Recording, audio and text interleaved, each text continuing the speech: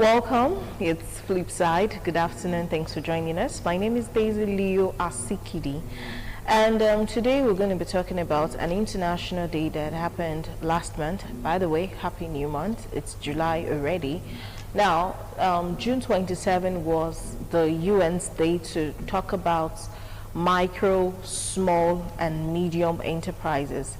Yes, I know we're all used to SMEs, small, medium enterprises, but now they've added micro because some businesses are really small. It might just be you managing it yourself, or you just have one staff. You're still worth talking about. And how they've been coping throughout this COVID-19 crisis. What can we all do to help them have a better transition into a regular business? What are they even doing? And many of them are ready to put bowls in front of their shops for you to wash your hands before you get into their shops. What measures are they putting in place to ensure that they still maintain security measures even though they're hustling? All of these and more are what we're going to be talking about on today's edition of the show. I have a business consultant in the house that will be talking about this topic with me. Well, you know the drill. Before you meet my guest, we'll go on a break, but we're not actually going on a break. We did a special report on this International Day, and we want to join Igboji Ihoria on his report on this. We'll be right back. Information made available by the International Council for Small Businesses, formal and informal micro, small and medium-sized enterprises make up for over 90% of all firms and accounts, on average for 70% of total employment and 50% of GDP. Following the outbreak and effect of the coronavirus pandemic, most small businesses in Nigeria are struggling to survive. We lock up this place for the past 2 months plus. It was last week I asked some of them to resume. Just only 2 people. Other people are staying in the house because if I ask all of them to resume, which money will I use to pay them? Corona has actually affected everything, virtually everything. There's no business, there's no money. So the traders are just scrapping. For those of us who are into research and production, we are having a lot of problems where some of these materials being used for productions are sourced outside the country, And for example, one of the countries where we usually patronize down companies, small scale, medium scale business over there is China. It affects every business. Both big and small. So the economy is going down. So we are just praying for God to answer our prayer. It's only God that we can pray to. A professor of economics, Mike Obada, gave an illustration on the importance of MSMEs in Nigeria and how they have been badly affected by the coronavirus pandemic.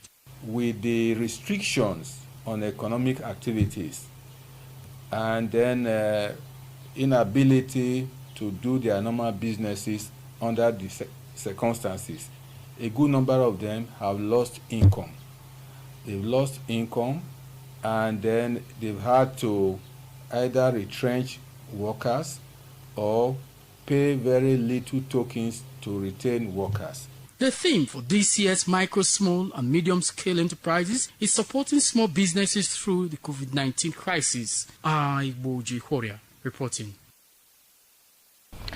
All right, welcome back. Thank you so much, Igboji Ihoria, for that report. It's not easy. It's not been easy, and it might still not be easy till the year ends for a lot of small businesses.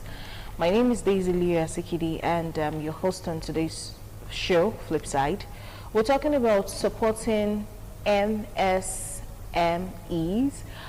through COVID-19. Now, M is for micro, S small, the other M is medium, then the E is enterprise. So supporting micro, small, and medium enterprises through COVID-19 is our topic. Now, meeting my guest I have with me in the house, Minomo Adele. She's a business consultant. Yeah, welcome. Thank you. Now, I've been having fun on the show for a while now.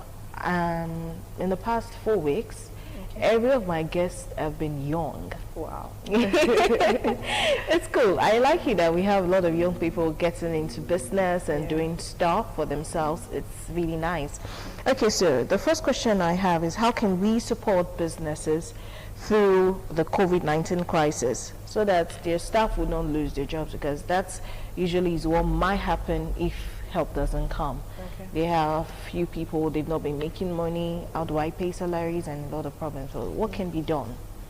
Okay, I think first of all, we start with the businesses themselves.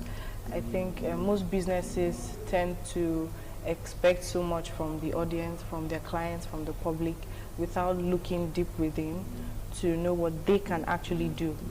So I was talking to someone recently that runs a business, and she said she has an office, but she has no online platform. So it sounded strange to me. I mean, this is the 21st century. Everyone is online. Yes, I mean, so people have Instagram outlets, people have Twitter, people have Facebook and all of that, but she had nothing. So a situation like this where you can have physical contact with your clients, how do you work? So I think first of all, businesses that are not online would have to look towards that angle. So you have to create your pages online, you have to create your audience online, find out things, research, you know, things about promotions and all of that. They're online. Research, do all of that. Don't let your mindset be restricted to a store, my office at Airport Road, so and so, so and so. So there's that. And then this period that income is quite low, businesses have to look to the option of reducing cash outflow. Yeah. So if you were the kind of person, or your business is the nature of, you know, doing heavy importation or buying things in bulk, if you were buying like 5,000 cartons of a certain good or item, you can look to reducing the amount, probably half of it, or whatever quantity, but just making efforts to reduce cash outflow.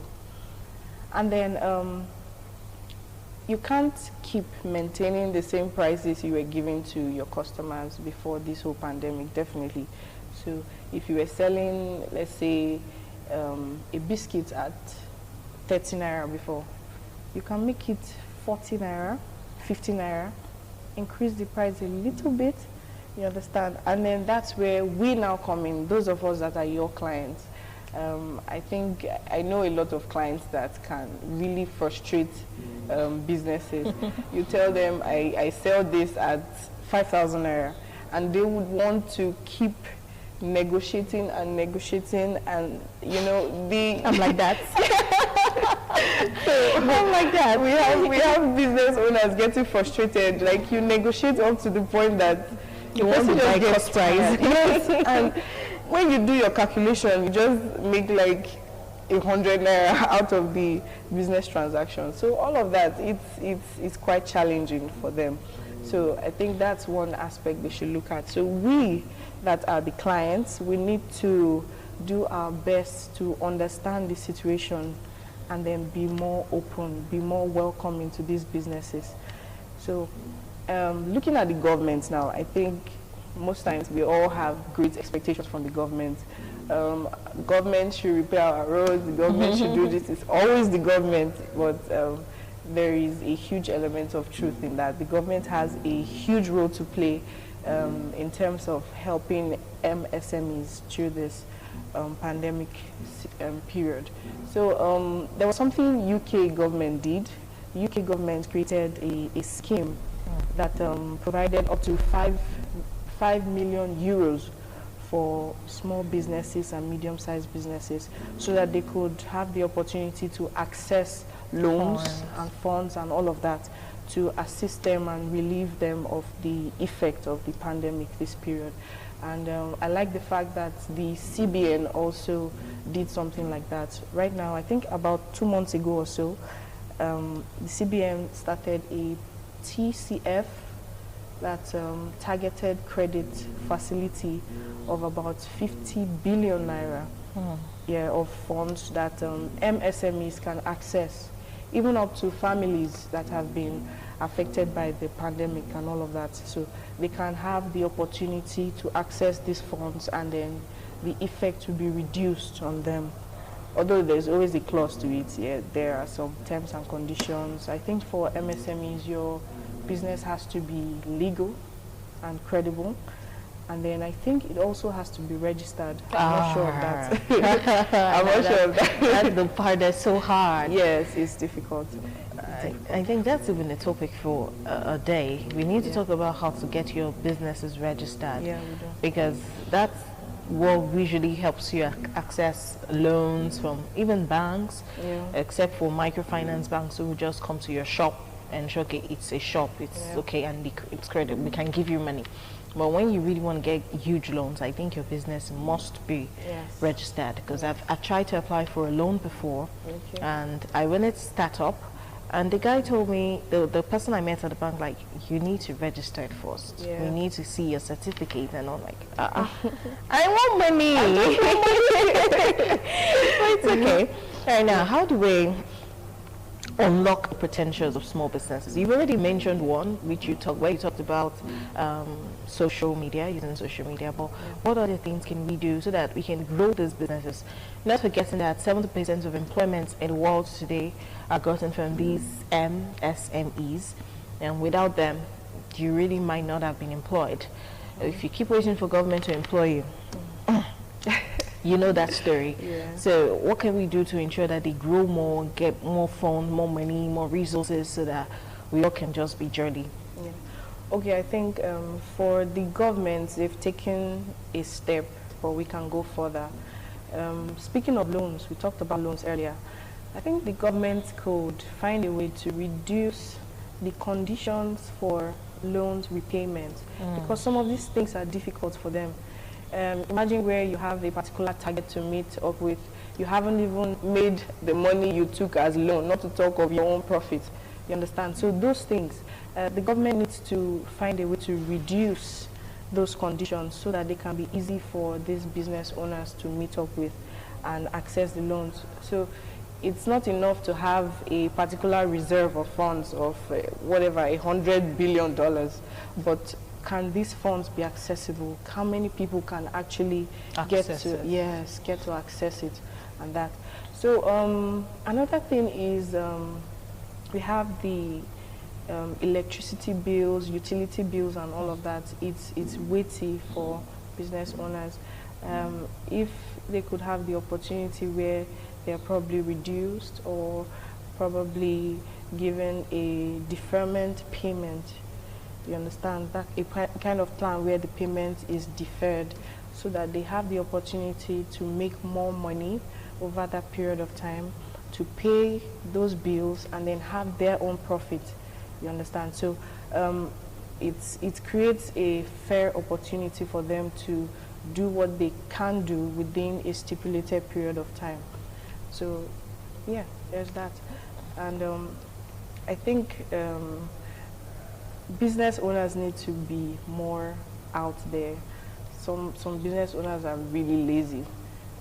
This period, you just ask them, what's happening? I'm not seeing anything about your business. It's the pandemic, or the pandemic is everywhere. What can we do? We can only pray. We can sit down. I mean, Jesus went out. He didn't just sit down and just say, I'm going to do this, and forgive your sins. And nah. He went out. He did the work and all that. So business owners need to go out. You need to market your business. This period, everybody is at home.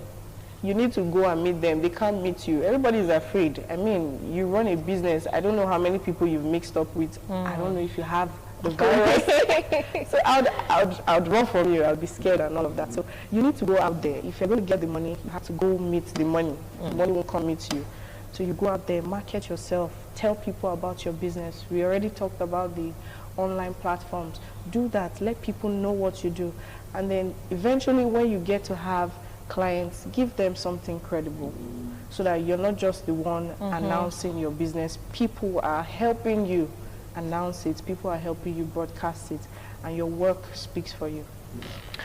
That part, that particular point, I think it should sink. I will say it again before we leave today, because many business owners do not even understand the value of quality. You know, you want to sell something for me at a particular price, and because you feel you want more gain, you give me something of very inferior quality. I'm not going to come back. You've lost me. But if you give me something with good quality, I'm going to tell my friend who's also interested that if you want better stuff, go to this person. And that friend is going to get it and tell others. So I get it. It works real good.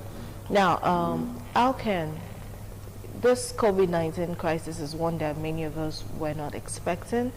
And I've never experienced something like this in my entire life. The last time they said something like this happened, I wasn't born, and that was the Spanish flu. And so, but now I have the story, I have history to share, that a time can come where a disease will come and shut down the economy, where face masks will sell more than lipstick. Yeah, you know, things that you never would have thought. Hand sanitizers will now be making more money than your body lotions. Who would have thought? But it has happened, and lockdown in the foreign countries now, we're talking UK, US, and they're really going back. The lockdown is coming back again. There were places where they were lifting up the bans, but now it's back full scale. Like Leicester is total lockdown, and other cities like that. Germany were preparing to allow inter-country flights, but right now everything is on hold, because the pandemic has gotten, maybe it has a relapse and it's coming back with full force. So in case something like this happens again in future, we cannot say it will not, it could. That reminds me that they just discovered another virus in China. And this one is from pigs. So, and from what they say, it's going to be worse than COVID-19 if humans get it, and it's actually a disease that humans can get. So we hear a lot of things, China being the virus of the nation, China this, China that, and all that, but we need to protect ourselves. So for a situation like this coming back again, how can small and MSMEs protect themselves, develop resilience, that if it comes Odechi, it doesn't really affect us, we're good to go? Okay. First of all, I think one problem that some businesses make is the fact that they don't have reserves, they don't have savings. There are other, forget the fact that we're talking about SMEs that are going through this, there are other businesses that are even flourishing more this period because they had plans from the beginning. They had savings, they had reserves where they could fall back to if such a situation comes up. So you don't make money and keep spending everything you make. So you make 10,000 today, you put back the entire 10,000. Tomorrow you make 20,000, you put back the entire 20,000. It shouldn't work that way. You should have your reserve. You should have your savings. Anything could happen. Your shop could get burnt. Anything could happen. So the obvious thing to do is to plan ahead of time. Now this pandemic took everybody unawares. We didn't see it coming, definitely. But there are other businesses that flourished even more. For example, people have been complaining, but some people have talked about making even more profits now. When people are losing, they're making profits because they looked at other options that are not dependent on physical meeting with clients or offices and all of that. They took their minds off the constraints of, you know, physical contact and all of that. So that helped them. They didn't see the virus coming, but they planned before it. So planning, that's one, and then saving, having a reserve that you can fall back to. Okay. We have the United Nations having a full day to celebrate this, to talk about this and ways we could help them. Yes, governments seem to have a lot to do, and we as individuals as well as business owners. But the International Labour Organization did a video and put it on the UN's page for business owners to watch and ways they can get support and survive during this COVID-19 crisis. So we're going to quickly push play to that video, and when we return, it will be us concluding today's episode on the show.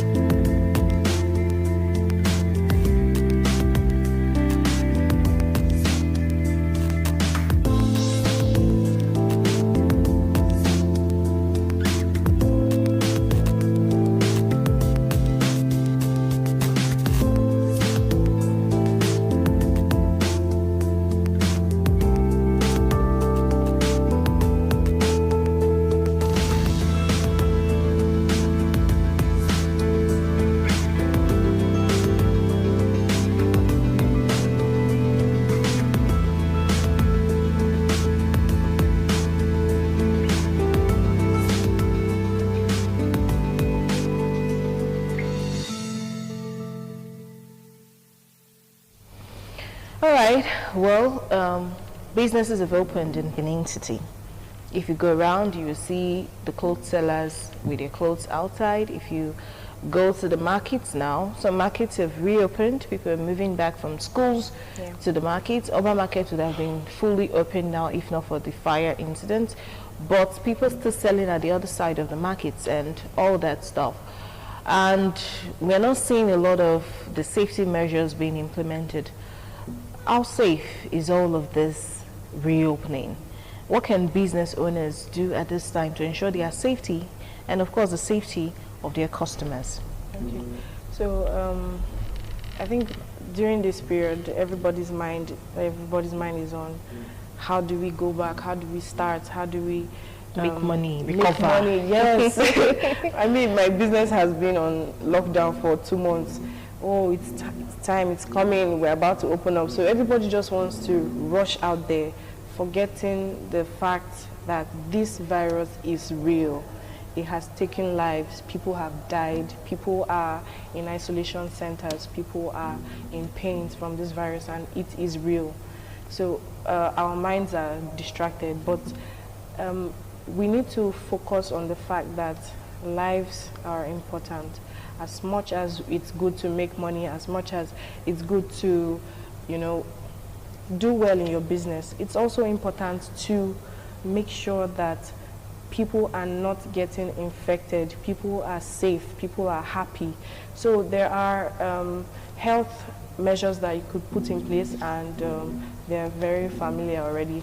You have your hand wash points, you have your the use of alcohol-based sanitizers, you have the use of face masks, you have all of that. So there are so many options.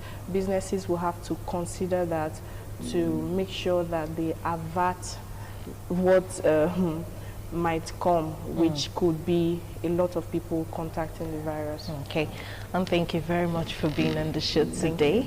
All right, and that's how we're going to wrap up today's edition on Flipside. We talked about supporting MSMEs through the COVID-19 crisis. Yeah, those of you who watch, maybe your business owners, and you're thinking maybe at some point in the show, we're going to tell you that, okay, when you come to Igosa, we're going to be giving out palliative funds, we're going to be sharing money for you. Government could do that. We will be happy, but that's not just all it's going to take. You also need to help yourselves. You need to ensure your safety and safety of all around you, and look beyond the shop thing. I'm also saying this to myself. Everyone is on social media. What do you do on social media? Is it just to chat? Is it just to take gorgeous pictures that have been filtered with all the numerous apps on your phone, and then you put it out there and everyone says, oh my gosh, she's looking so fine, she's glowing? No, it goes beyond that. People are making money through social media, and you need to learn the skill, if you don't have it here, how to make money from social media. Ensure your safety. We'll be touching money a whole lot. Money is a way you can actually get the virus After you touch money, after counting, after receiving change, when you get to your houses, wash your hands. If you're still in the shop, wash your hands immediately, sanitize, and ensure you're safe. I know we want money, we will get it. Thanks for watching. I'll be here again next week with another topic. Have a nice day.